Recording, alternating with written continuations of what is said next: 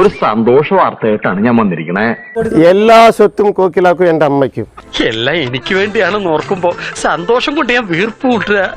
Amrita case കൊടുത്തിട്ടുണ്ട്. അത് of course അവൾക്ക് കിട്ടേണ്ട റൈറ്റ്സ് ആണ്. 24 മണിക്കൂറിനകം നീ പാപ്പാന് പോലെ ഒരു കോപ്പമല്ലെന്ന് ഈ ലോകത്തിന്റെ മുമ്പിൽ ഞാൻ തെളിയിച്ചിരിക്കും. ഒന്നില്ലാതെ ആളെടുത്ത് എപ്പടി കേസ് പോட முடியும்?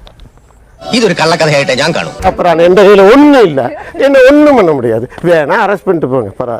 എന്റെ കൂടെ കൂടിയ ജീവിതം പാഴാകില്ലടി, നന്നാവേ ഉള്ളൂ. നമ്മളൊരു കുഞ്ഞിനെ ഉണ്ടാക്കുമ്പോൾ നമുക്ക് സ്വത്തുണ്ടെങ്കിൽ അതിന്റെ ഒരു ഇത് ആ കുട്ടിക്ക് അവകാശപ്പെട്ടത് തന്നെയാണ്.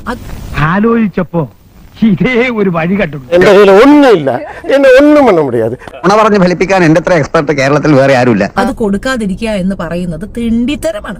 അതെന്റെ ജന്മ സ്വഭാവ. ഞാൻ പാപ്പറാണ്.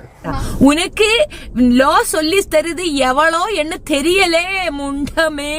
എന്നാ ഒട്ടും ധൃതി കുറയ്ക്കണ്ട, ഞാൻ തന്നെ ആ അവതാരം. എടാ പോട്ടാ, നീ ഇപ്പൊ ഈ ഇട്ടിരിക്കുന്ന ഈ ഒരു ഇന്റർവ്യൂ എടുത്തു വെച്ചിട്ട് അവൾ ഒരു പെറ്റീഷൻ ഫയൽ ചെയ്ത് കഴിഞ്ഞാൽ ഈ പറഞ്ഞ സാധനം റദ്ദ് ചെയ്യപ്പെടും.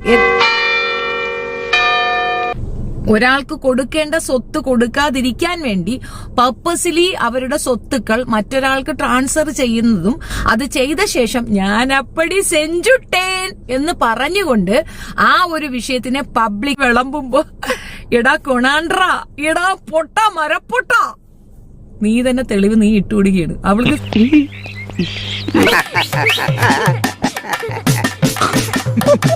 മരണത്തെ മുഖാമുഖം കണ്ടവനാ, എനിക്ക് പേടിക്കേണ്ട ആവശ്യമില്ല. ഈ തോല എന്തോന്നാ പറയുന്നത്? ഇത് സിമ്പിൾ ആയിട്ട് നിന്റെ സ്വത്തുക്കൾ കണ്ടുകെട്ടാം.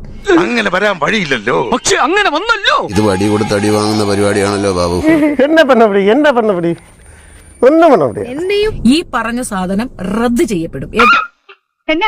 പൊട്ടനെ ചെട്ടി ചതിച്ചാൽ ചെട്ടിയെ പട്ടി ചതിക്കും. അത് തന്നെ.